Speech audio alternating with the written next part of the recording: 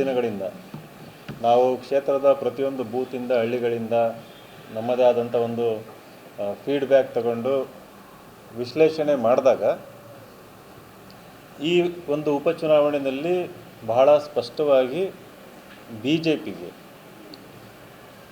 ಗೆದ್ದೇ ಗೆಲ್ಲುತ್ತೆ ಅನ್ನೋ ಒಂದು ಮಾಹಿತಿ ನಮಗೆ ಬಂದಿದೆ.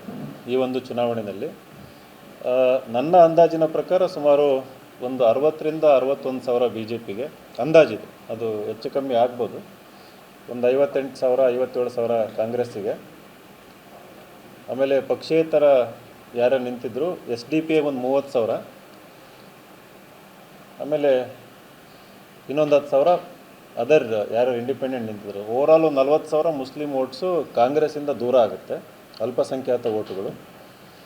ಆಮೇಲೆ ಗ್ರಾಮೀಣ ಭಾಗದ ಎಲ್ಲ ಬೂತ್ಗಳಲ್ಲೂ ಕೂಡ ಏನು ಹಿಂದುಳಿದ ಮತ್ತು ದಲಿತ ವೋಟ್ ಬ್ಯಾಂಕ್ ಕಾಂಗ್ರೆಸ್ ನನ್ನದೇ ಅಂತ ಅಂದ್ಕೊಂಡಿತ್ತು, ಈ ಒಂದು ಚುನಾವಣೆಯಲ್ಲಿ 40ರಿಂದ 50% ಅವು ಕಾಂಗ್ರೆಸ್ಸಿಂದ ದೂರ ಆಗಿದ್ದಾವೆ.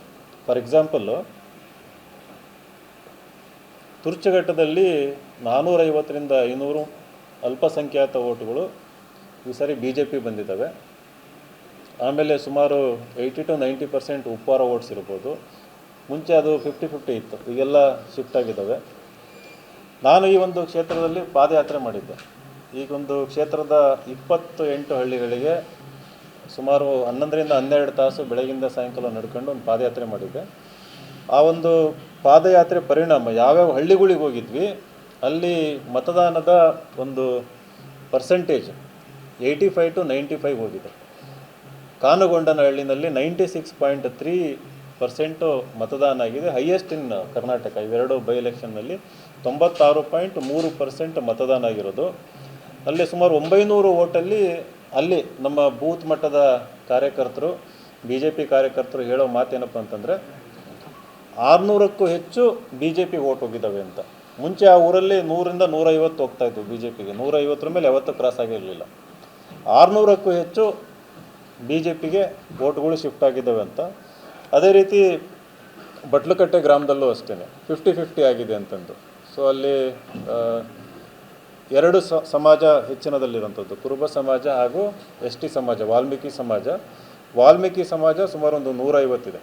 ಅಲ್ಲಿ 150 ಕೂಡ BJP ಹೋಗಿದ್ದಾವೆ. ಆಮೇಲೆ ನಮ್ಮ ಕುರುಬ ಸಮಾಜ ಎಷ್ಟು 650ರಲ್ಲಿ ಅಲ್ಲಿ ಅವರು ಹೇಳೋದು 400 BJP ಹಾಕಿದ್ದೀವಿ ಅಂತಂದು. ನಮ್ಮ ಪರಶುರಾಮ್ ಅವರು ಕೂಡ ಬಟ್ಲಕಟ್ಟೆಯವರು, ಅವ್ರು ಹೇಳೋವಂಥದ್ದು. ಜಡಗ್ನಹಳ್ಳಿನಲ್ಲಿ 455 ವೋಟ್ ಇದ್ದಾವೆ, ಅವ್ರು ಹೇಳೋದು 250-300 BJP ಹೋಗಿದ್ದಾವೆ ಈ ಸರಿ ಅಂತ. ಸೊ ಇದೇನು ಸೂಚಿಸುತ್ತೆ ಅಂತಂದರೆ ಈ ಒಂದು ಎಲೆಕ್ಷನ್ ನಾನು ಮುಂಚೆನೇ ಹೇಳ್ತಾ ಇದ್ದೆ, ಭಾಳ ಹಿಸ್ಟಾರಿಕಲ್ ಇಂಪಾರ್ಟೆಂಟ್ ಅಂತಂದು. ಕರ್ನಾಟಕದ ರಾಜಕಾರಣದಲ್ಲಿ ಕಾಂಗ್ರೆಸ್ಸಿಂದ ಅಹಿಂದ ಮತಗಳು ದೂರ ಆಗ್ತಿರುವಂಥ ಒಂದು ದಿಕ್ಸೂಚಿ ಈ ಒಂದು ಚುನಾವಣೆಯಲ್ಲಿ. ಅದು ಸಾಧ್ಯ ಆಗಿದ್ದು ಈ ಒಂದು ಚುನಾವಣೆಯಲ್ಲಿ ಎಲ್ಲರೂ ತೋರಿಸಿದಂಥ ಒಗ್ಗಟ್ಟು ಹಾಗೂ ಟು ಸಮ್ ಎಕ್ಸ್ಟೆಂಟ್ ಏನು BJP ಲೀಡ್ರುಗಳು ಹೇಳೋ ಪ್ರಕಾರ ನನ್ನ ಒಂದು ಏನು ಇನ್ವಾಲ್ವ್ಮೆಂಟ್ ಇತ್ತು ನಮ್ಮ ಸ್ವಾಭಿಮಾನಿ ಬಳಗದ್ದು, ಅದು ಕೂಡ ಎಲ್ಲ ಕಡೆ ಇಂಪ್ಯಾಕ್ಟ್ ಆಗಿದೆ ಅಂತಂದ್ಬಿಟ್ಟು.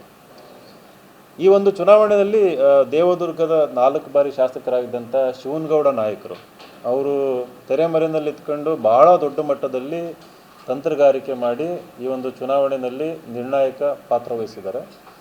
ಹಾಗೆಯೇ ಪ್ರೀತಮ್ ಗೌಡ್ರು ಏನು ಹಾಸನದಿಂದ ಬಂದು ಇಲ್ಲೇ 15 ದಿನ ಇದ್ದರು, ಅವರು ಕೂಡ ಉಸ್ತುವಾರಿ ಇತ್ತು, ಅವರು ಕೂಡ ಭಾಳ ದೊಡ್ಡ ಮಟ್ಟದಲ್ಲಿ ಸಪೋರ್ಟ್ ಮಾಡಿದರು. ಆಮೇಲೆ ಇಲ್ಲಿ ಬಂದಂಥ ಎಲ್ಲ ದೊಡ್ಡ ಲೀಡರ್ಗಳು, ಬೊಮ್ಮಾಯಿ ಸಾಹೇಬ್ ಇರ್ಬೋದು, ಪ್ರಹ್ಲಾದ್ ಜೋಶಿ ಅವರು ಇರ್ಬೋದು, CT ರವಿ ಅವರು ಇರ್ಬೋದು, ಆಮೇಲೆ ರಾಜ್ಯಾಧ್ಯಕ್ಷರಾದ ವಿಜೇಂದ್ರ ಅವರು ಇರ್ಬೋದು, ನಾನು ಅವ್ರ ಹತ್ರ ಇಂಟ್ರ್ಯಾಕ್ಟ್ ಮಾಡಿದಾಗ ಈ ಚುನಾವಣೆನ ಶತಾಯಗತಾಯ ನಾನು ಗೆಲ್ಲೇಬೇಕು ಅನ್ನೋ ಒಂದು ಇಂಟೆನ್ಷನ್ ಕಾಣಿಸ್ತಾ ಇತ್ತು. ಅದೇ ರೀತಿ ಅವರು ಕೂಡ ನಮ್ಮನ್ನು ಭಾಳ ಗೌರವಯುತವಾಗಿ ನಡೆಸ್ಕೊಂಡು ವೇದಿಕೆಗಳನ್ನು ಕೊಟ್ಟು ಭಾಷಣ ಕೊಟ್ಟು ಜನಗಳನ್ನು ಒಂದು ಮೋಟಿವೇಟ್ ಮಾಡೋದ್ರ ಕಡೆಗೆ ಸಹಾಯ ಮಾಡಿದರು. ಅವರಿಗೆಲ್ಲ ಧನ್ಯವಾದ ತಿಳಿಸ್ತೀನಿ. ಆಮೇಲೆ ದಾವಣಗೆರೆ ಅಂತ ಬಂದಾಗ GM ಸಿದ್ದೇಶ್ವರ ಅವರು, ಅದೇನೊಂದು GM ಗೆಸ್ಟ್ ಹೌಸ್ ಏನಿತ್ತು ಅದು ಹಬ್ಬಾಗಿತ್ತು ಈ ಒಂದು ಚುನಾವಣೆಯಲ್ಲಿ. ಎಲ್ಲ ಮುಖಂಡರುಗಳು ಬಂದರು, ಕುಮಾರಸ್ವಾಮಿ ಅವರು ಕೂಡ ಬಂದಿದ್ದರು.